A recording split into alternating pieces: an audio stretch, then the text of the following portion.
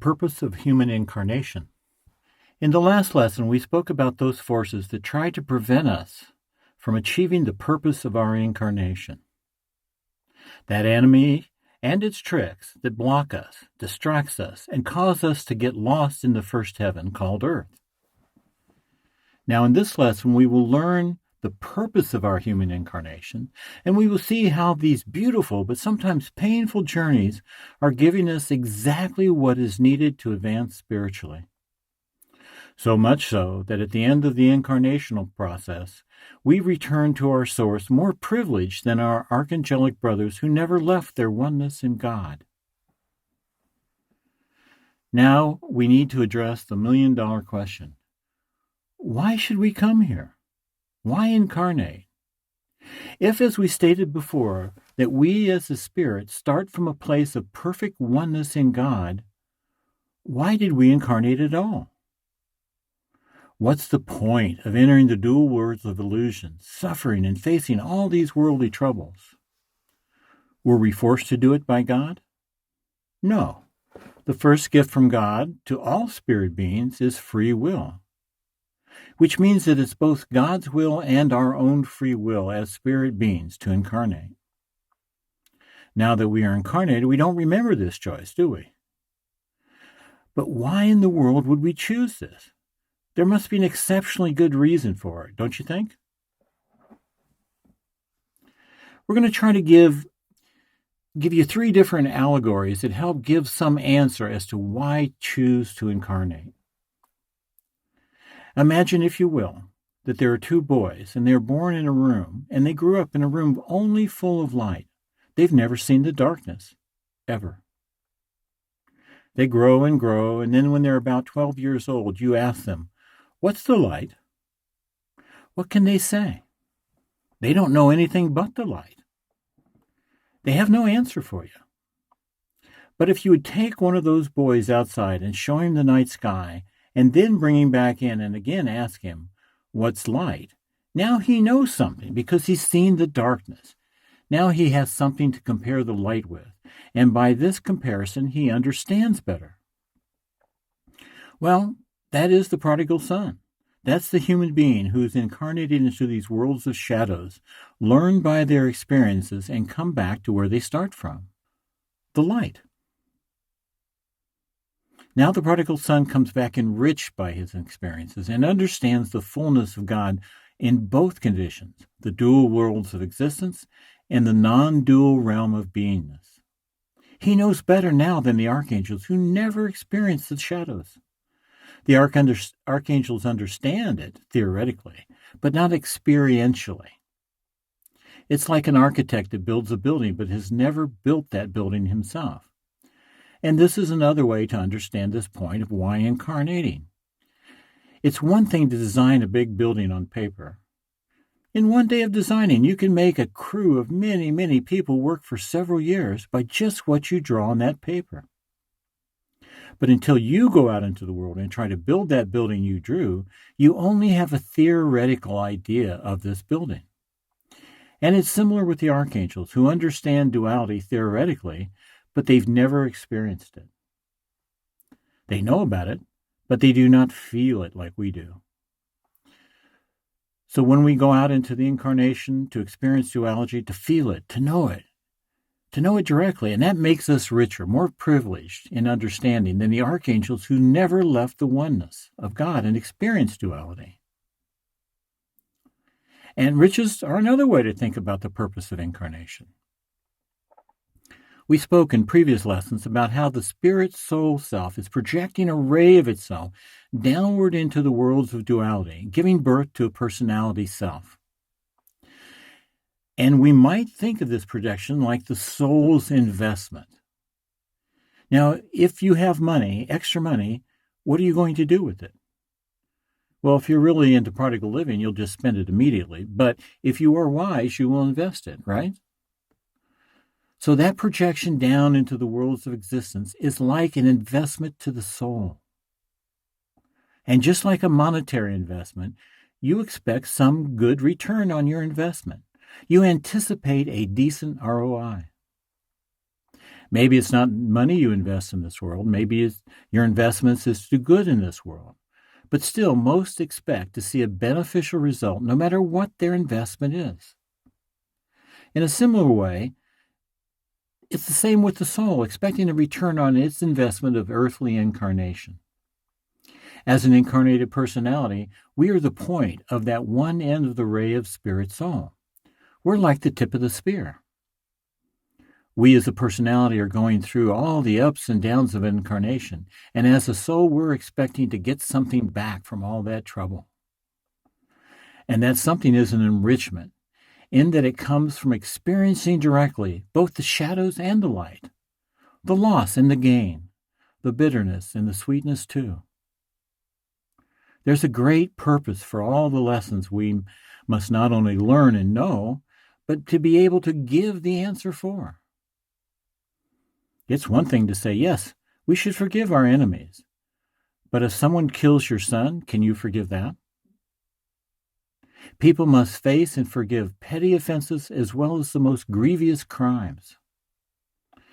Now, we're speaking about the human circles of possibilities, and that is the destiny of the Archangelic man.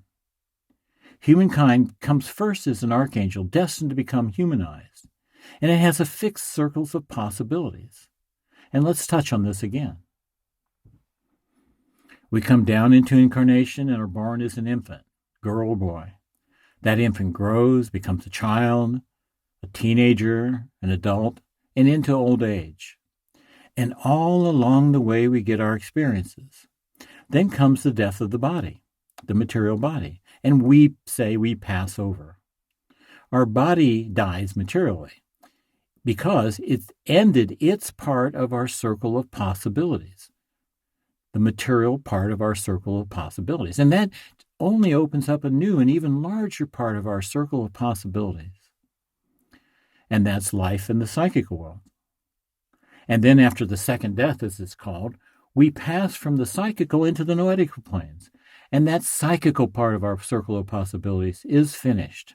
And now a still larger part of our circle of possibilities opens up until we finally go through the whole process and return as the prodigal son and get restored to our princely status, our original princely status. Of course, this takes many, many incarnations to complete the entire circle of possibilities for a human being. Now, the other thing we mention is that the circles of possibilities are a fixed law. No one can change it. That's why a soul cannot migrate out of a human existence into an animal, or an animal transmigrate into a human. Humans are a soul. An animal does not have a soul, but it's an expression of the instinct given to it by the archangels who created it.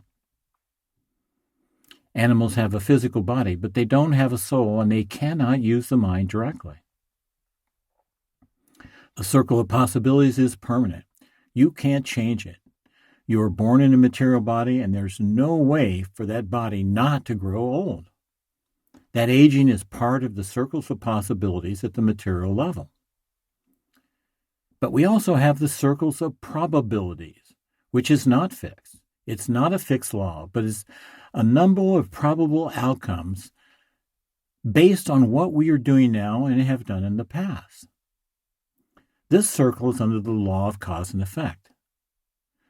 The material circle of possibilities, as we said before, you're born, you start to grow as an infant, but maybe something happens and that infant dies. It loses its material body. That's part of the circle of probabilities, which means that the circle of probabilities allows for the halting of the development of the circle of possibilities. Even with the halting of a material circle of possibilities for someone's material body, as a self-awareness, that person just goes on to a higher plane and continues another part of their circle of possibilities. A plant may grow, and yet at some point it may wither down and die. That is one of the many, many probabilities for the plant. Maybe a drought comes, and the plant dies, and it does not get to complete its material circle of possibilities.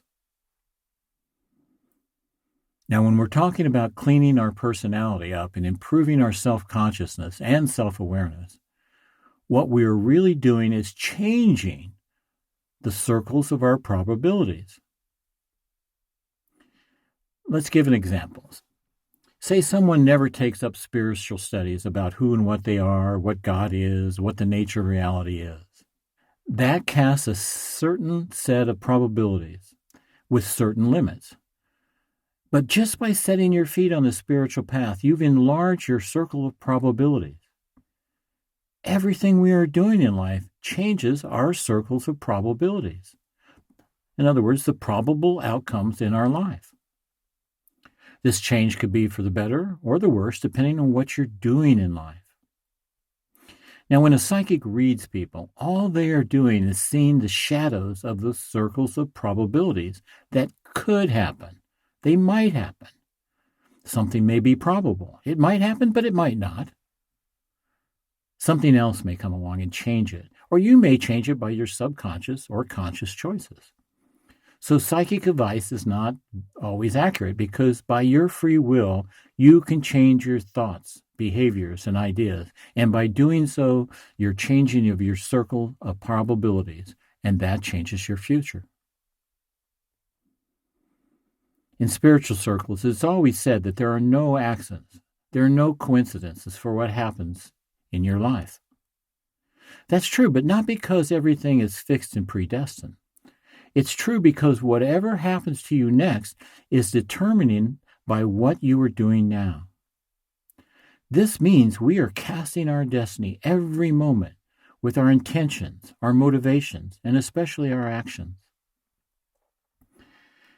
This means that the time it takes us to reach our goal of self-realization is affected by our circles of probabilities. Now, self-realization itself is destined. It's a fixed destiny in our circle of possibilities. But the time it takes to reach that goal is totally determined by our circles of probabilities, and we are the ones creating those. Let's give a practical example. Say you were born into a fundamentalist family, and they endlessly repeat the old worn-out interpretation of the Bible's teaching of hell, fire, and damnation, which you choose consciously not to accept. And you go off and you study on your own way. So now your life does not end up like they did with the same mindset they had. In other words, you change your circle of probabilities. Studying, reading, anything we do is changing our destiny. Isn't that beautiful? That we have the free will to change those kind of limitations that maybe we were born into or by society cast into. And that brings up an interesting point. What's the relationship between free will or fixed destiny? Is there a fixed destiny? For us, as the Archangelic man, our destiny, our fixed destiny, has become humanized. We are all destined to be born and go through our circles of possibilities. How you go through them is up to you. It's a little bit like if you bought a ticket to go from New York to Los Angeles. Once that plane takes off, you're going to Los Angeles, unless something happens that halts that circle of possibility. But you're destined to go there because you bought the ticket. But how you behave on the plane is your own free will. You could read a spiritual book, meditate, listen to nice music, have a good conversation with the person next to you, or drink those little bottles of alcohol until you sound like you're talking in tongues. It's all up to you. We are all choosing what we do. That's our free will. And by our free will choices, we cast our destiny. Now, we all have a ticket for human incarnation. Fortunately, we also have a return ticket. This means our entire circle of possibilities is destined for us to incarnate and for us to return to our source and be restored to our status as a true offspring of God. Let's look at it as a material linear progression. Say we are starting from wherever we're located right now, and we're going to walk 2 miles down the road to our destination. That's our destiny. But along the way, some of us might get distracted from the destination and go off the road to investigate something that interests them and get delayed. Or some of us may want to get there faster and start running toward the destination. or others may just stop altogether for a while. All of that is our free will, and that determines how long before we reach our destination. In terms of the grand circle of possibilities for us, we are all destined to return to the Godhead and be restored with our divine nature. So it's only a matter of how long it takes to get there and what happens to us along the way. If we struggle against our upward movement in life, we will get painful lessons that Daedalus called the whip of destiny, which keeps getting harder and harder until we finally say, stop.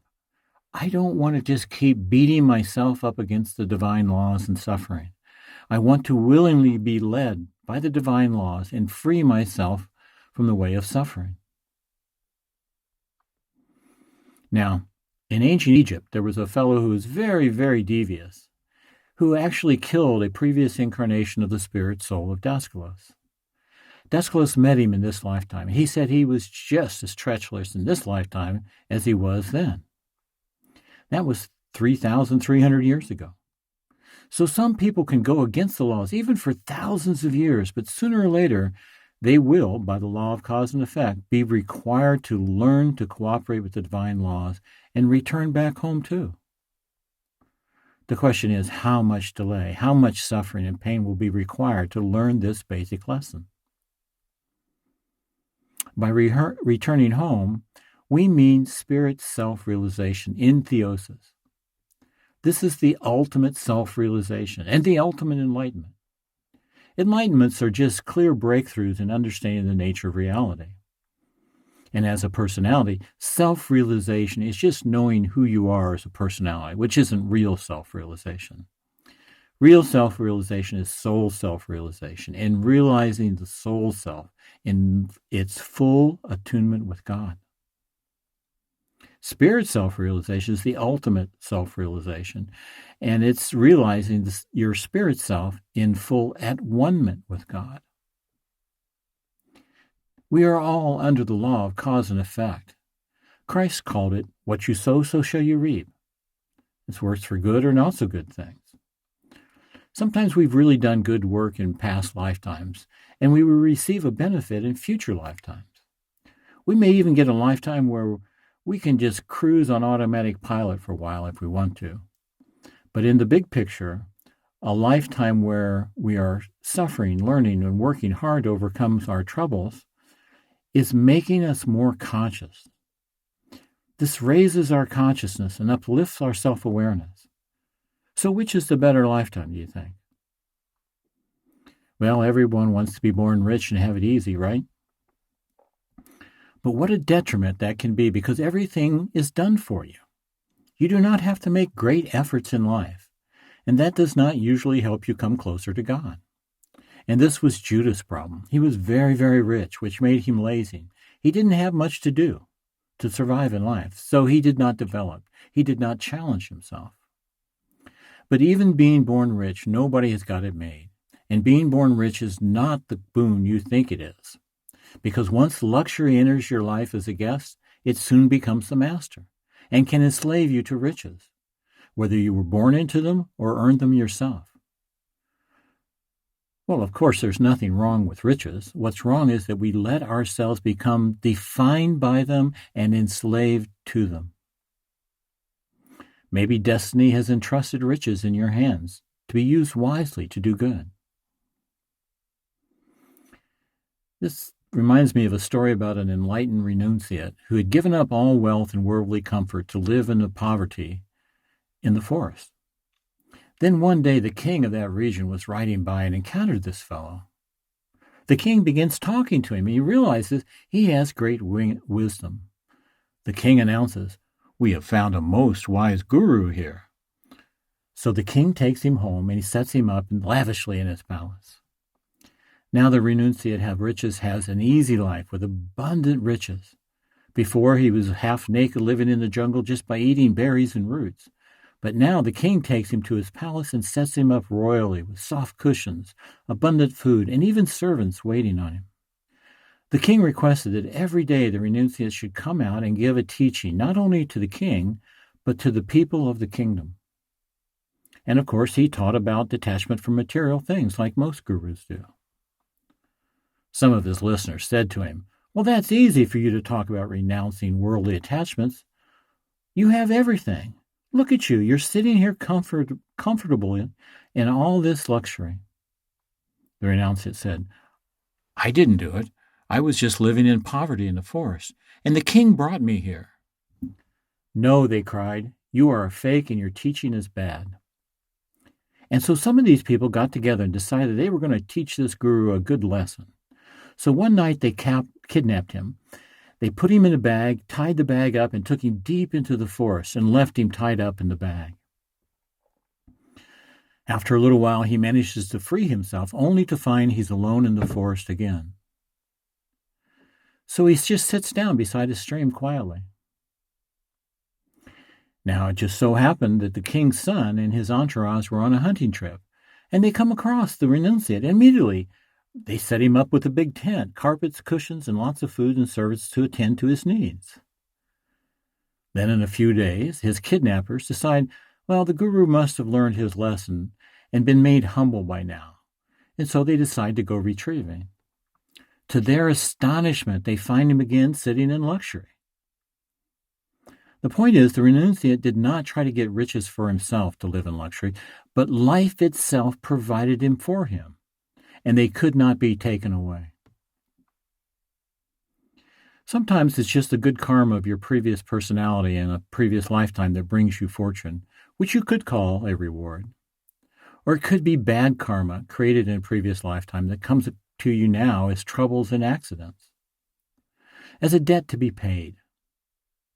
In both cases, it's a consequence from previous actions, good or bad. Even what you call bad consequences don't come as a punishment, but as a difficulty you must undergo to pay off that bad past karma. But more importantly, it comes as a priceless lesson needed to advance. That lesson is a result of what you've done before, but the timing of this lesson and its details are governed by the lords of karma in cooperation with your inner self. At the personality level, we are choosing what we want, where we go, and what we do, and all that is our free will. Not only is free will the first gift to our eternal spirit being self, but our personality has its own level of expression of free will, and the inner self seldom overrides it. All beings have free will. That's why some can choose to cooperate with the divine plan and become classified as all the archangelic orders, which also includes archangelic man, while others choose not to cooperate with the divine plan and become the fallen ones. These are not fallen angels or fallen archangels. Once an eternal spirit being has been classified into an archangelic order, it's not possible for them to fall. So free will is in our divine nature as well as our human nature. Free will is the nature of all beings, and this includes extraterrestrial beings, which are just human beings but in a much higher level of evolution than human beings on Earth. All three worlds of existence, the material, the psychical, and noetical, are all worlds of free will. Animals, however, do not have free will. What appears as free will in them is just its instinctual consciousness, which has been given to them by the archangel of that species. Now the question comes that when we return to our source and enter full one with God, called theosis, what happens to our free will then? Well, by this point, your will is God's will. But the ones that reach to that state, they hesitate slightly, as I mentioned before. They hesitate before entering theosis because they imagine if they merge with God, they will lose their self, just like losing a cup of water when it's poured into the ocean. But it's not like that. What they find out is that they don't lose the self. They are in the total oneness with God, but can come out of that state and express themselves individually anytime they want. And guess what? They do come back out and serve as logos as logi of a heavenly bodies. A logos of a planet sun or galaxy is like the living being, governing that planet, sun, or galaxy. The Greeks and other ancient cultures have long known that Earth is a living being, the body of which is the planet itself. They called it Gaia. In the late 1700s, United States of American statesman and sage, really, Benjamin Franklin declared that there was a God governing each heavenly body. So in reaching theosis, you are in God, at one with God, but you're also still maintaining your own beingness, your own sense of self. Now, a lot of times we hear this example about the ocean being an example for God, and a human being being like a cup of water from that ocean. And if a scientist would analyze a cup of water from the ocean, he would say, yes, definitely, the nature of the water in a cup is exactly the nature of the ocean water. Both are composed of the same elements, H2O and sodium chloride and all that. Now, in a similar way, it means we are the same as God in terms of our true nature. The big difference is the cup of water does not have the same expression as the whole ocean. Our expression is our human nature, and that's the difference between human nature and divine nature. Let's talk about the archetypes. We've talked about the archetypal idea of man, but let's talk about the archetypes of plants and animals. We have said that when a spirit ray becomes humanized by passing through the archetypal human idea, an archangel from the Metathrone also projects a single ray of its spirit to become egofied or in full at one with us and travels along with us for all our incarnations as our own guardian angel. Well, something similar happens with the plants and animals. They are not souls. They are not a being coming out of the holy monad. They are archangelic expressions. And the way it works is, again, a Metathrone, a high-level archangel, holds the archetypal idea for a plant or an animal species. Let's say, for example, a dog. And a Metathrone takes an archetype of that dog for projection into the worlds of existence as a life form. But now you have to realize there are 36 different species of dogs, and not just domesticated dogs. Wild dogs, jackals, all fall under this archetype. So the Metathrone is projecting the main archetype for dogs, but for the projection of this archetype of dogs, sub-archetypes are created. And the Metathrone projects principal angels, elementals, but these are angels, but they are elementals of the archangel. And he projects these for all the 36 species. But out of the 36 species, there are 360 different breeds of dogs. Now, the principal angel over the 36 species is also projecting out governing angels to be in charge of the sub-archetype of each of those 360 breeds. Then again, these governing angels project out individual angels for each and every individual dog. Each one of these 360 breeds gets an angel that governs all the individual animals, meaning for every animal, it has its own angel behind them governing that individual animal. What they do is to provide an instinctual consciousness appropriate for each form of life, plant or animal. They are also constantly recording back information on the experiences had by the individual life form. Just like our experiences are being distilled and recorded by our guardian angel and our permanent personality. Now, for the animals, each individual angel lives as long as the physical body of that dog it governs lives. When this dog dies, that angel goes back to the governing angel of the breed. And all the experiences of the individual dog are recorded in this governing angel. And when any breed of dog becomes extinct, then the governing angel of the entire breed returns to the principal angel of the species. All the experiences of that breed are preserved by the principal angel of that species. And it's the same thing with trees. The archangel holds an archetypal idea of the tree, and there are two kinds of trees, deciduous and conifers. Let's pick the deciduous. And so it holds and projects an archetypal idea and sub-archetypes for all the different kinds of trees. For example, a deciduous oak tree. But then again, there are over 600 different kinds of oak trees, and each one has its own sub-archetype expressed by the governing angel of that oak tree. Then again, this governing angel projects out an individual angel or nature spirit for each individual living oak tree. When that oak tree dies, its nature spirit goes back to the governing angel of that kind of oak tree. It's such a well-ordered plan where everything existing is governed and cared for by these higher intelligences. There was a story about the National Geographic Society finding a previously unknown tribe. This story is about how the experience of individual animals is communicated back to their governing angel and their principal angel. And that information gets passed on to the next generation of individual animals. Now, this happened in the 40s when the National Geographic found this Stone Age culture living in an extremely remote area, and they were all vegetarians. The National Geographic Society were the first people to encounter this tribe. At the time, the deer would come up around the tribe members without any fear because the tribe members were vegetarians. They did not eat the deer. The National Geographic Society were so surprised to see these deer come up to the people, and they wrote an article about it in their magazine. Then much later in the 50s, they decided to go back and revisit this primitive tribe to see how they were doing.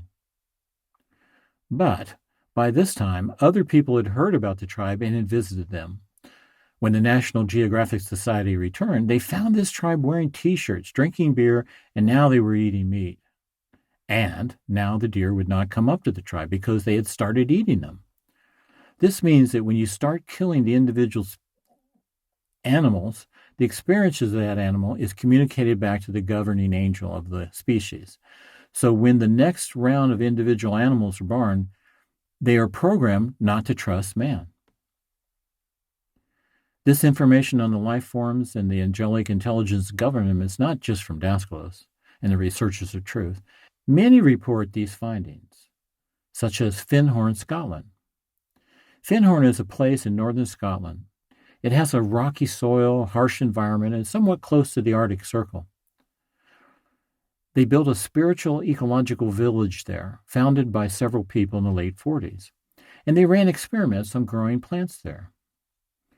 One of the founders was a lady named Dorothy McLean. She had stated exactly what Daskalos said about the archangelic intelligences governing the plants. What they did at Findhorn was to talk to the flowers and vegetable plants to help them grow better.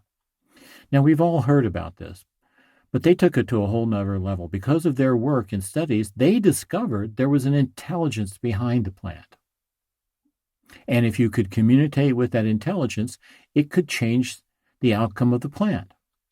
It couldn't jump from its circles of possibility of the plant, but it could be the best version of that circle of possibilities.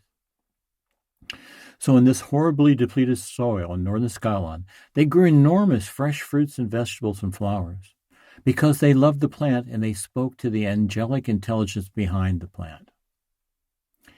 And what Dorothy revealed is, and I quote, just by the simple act of trying to address the intelligence, whether you call it a nature spirit, an angel, or the archangel behind it, just by the fact that you start to talk to it, it gets their attention because nobody pays attention to them. So Findhorn learned to communicate with the intelligence behind the plant, and that produced amazing results. So the idea of talking to your plants helps them grow better is totally correct. Try it and see. Thanks for listening. Please join us in the next lesson called Finding the Hidden Treasure, as we will describe the process of seeking and finding the real treasure that awaits for us in life. Where is this hidden? Where is this treasure hidden? In our own divine nature.